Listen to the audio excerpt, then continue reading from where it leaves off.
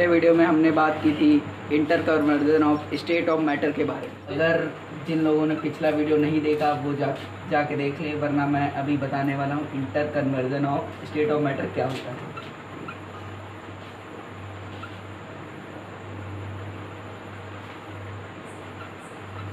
तो बेसिकली इस थ्योरी के according inter conversion of state of matter, the change of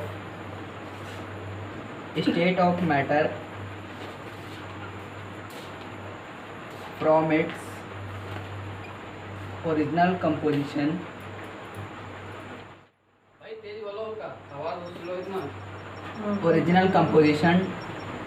to a new form of composition is called change of state of matter।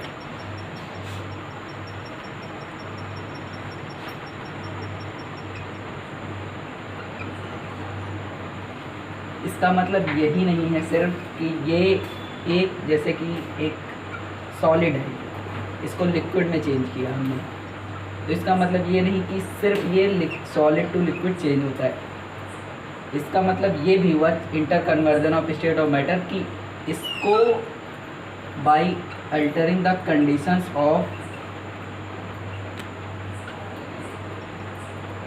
Of matter ये वापस अपनी form में वापस आ चुके। जैसे कि हमने किसी भी चीज़ को सॉलिड टू लिक्विड चेंज किया और फिर इसको केमिकल या फिजिकल प्रोसेस के द्वारा फिर लिक्विड टू सॉलिड चेंज किया। सो बेसिकली इन inter conversion of state of matter में 6 टर्म इन्वॉल्व होते हैं: फ्यूज़न और melting point, boiling and boiling point, sublimation, vaporisation, freezing and freezing point और कंडेंसेशन। तो आगे हम बात करते हैं इन 6 टर्म के बारे में। तो पहला है हमारा फ्यूज़न और मेल्टिंग पॉइंट। तो ये क्या होता है? जैसे कि हमने किसी सॉलिड को लिक्विड में चेंज किया, तो इसको हम कहते हैं फ्यूज़न और मेल्टिंग पॉइंट। कहने का मतलब ये हुआ the process of changing a solid to its liquid form by altering the temperature conditions and pressure is called fusion or melting। अब क्या होता है melting point? melting point is that temperature at which a solid convert to its liquid form। जैसा कि ice convert होता है water में eight 0 degree Celsius, तो ये इसका मेल्टिंग पॉइंट हो गया। तो हम बात कर रहे थे क्या होता है boiling and boiling point. So basically the process of conversion of liquid state to its vapor state is called boiling, and the temperature at which liquid changes to its vapor form is called boiling point।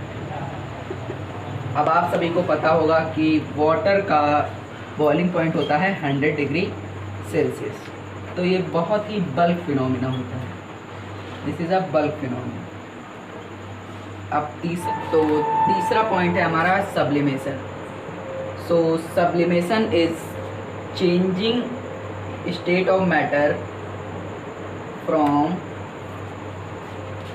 Directly solid to vapour. कहने का मतलब ये है अगर कोई solid है वो directly vapour में कन्वर्ट हुआ है without passing through liquid state. इसके एग्जाम्पल्स हैं नेप्थलीन बॉल, जो कि डायरेक्टली सॉलिड टू वेपर में कन्वर्ट हो जाती है, और सेकंड है हमारा कैम्फर और अमोनियम क्लोराइड। एंड इसका एक और एग्जांपल हो सकता है आयोडीन।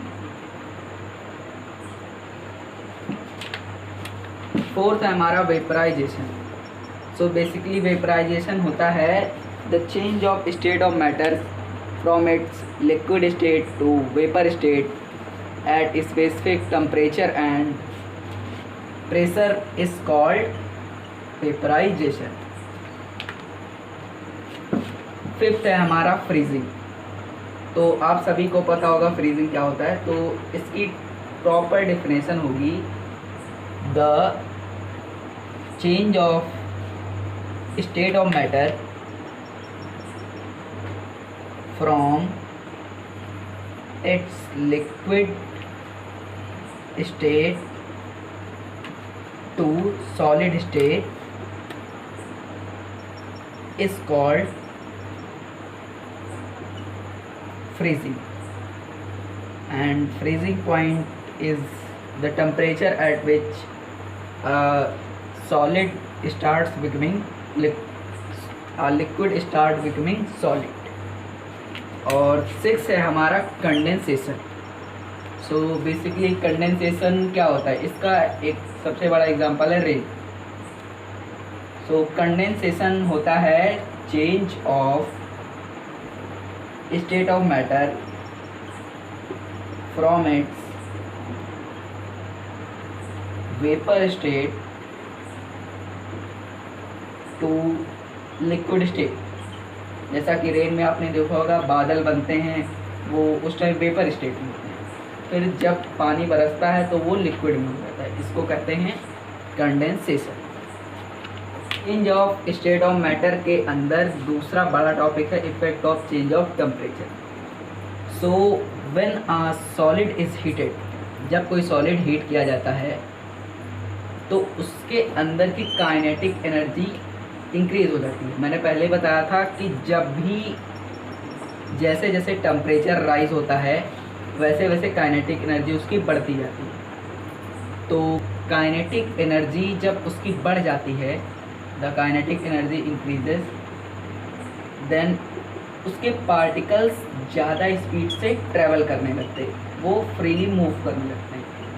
तो एक टाइम ऐसा आता है, वंस अ टाइम कम,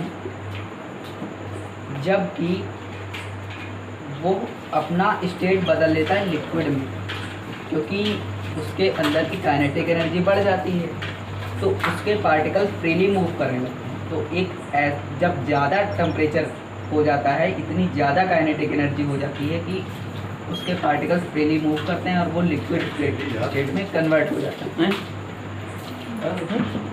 फिर अगर हम इसको और ज़्यादा टेम्परेचर इंक्रीज़ करें, इतना ज़्यादा इंक्रीज़ कर दें कि ये कैपेबल हो जाए उसके पार्टिकल्स को ब्रेक करने, अपने पार्टिकल्स को इंटरमॉलिकुलर स्पेस है वो इतना ज़्यादा बढ़ जाए कि वो पार्टिकल्स ब्रेक हो जाएं, तो वो चेंज हो जाता है इन गैसियस स्टेट। तो अगर हम इसको समराइज़ करें तो ये बनता है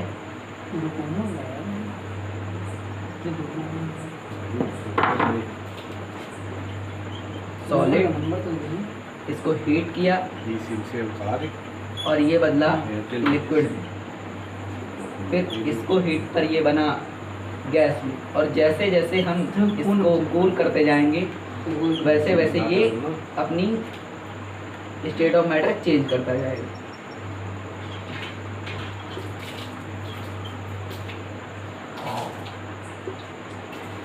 कंक्लूड कर सकते हैं इसके अकॉर्डिंग कि state of matter can be change into another state of matter through some processes which are involved।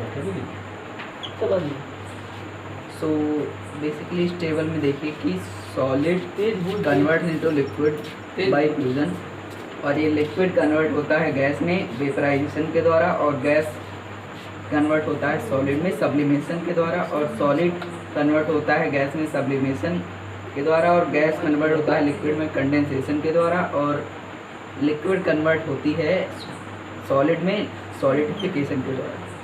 तो ये एक टेबल है पूरा change of state of matter, जो 6 टर्म थे उनका।